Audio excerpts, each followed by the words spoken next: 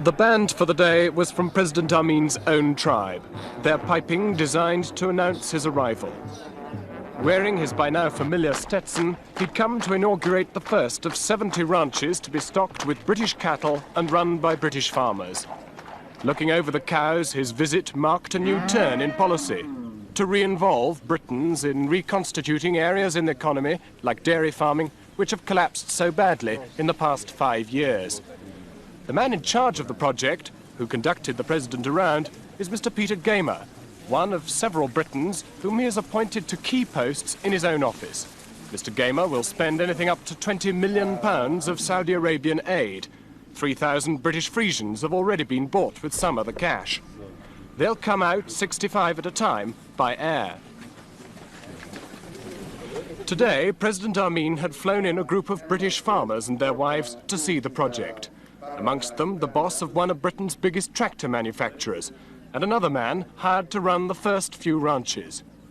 Slightly stunned by it all, they appeared impressed by his speech, delivered for an hour without notes in English and Swahili. A simply argued message about self-sufficiency, coupled with some warnings to what he called subversive elements in the community. Later, the mood changed. Children with painted string vests were brought out to entertain the president and his sweltering British guests. And then, to their delight, he himself took spear and shield and joined in his own tribal war dance.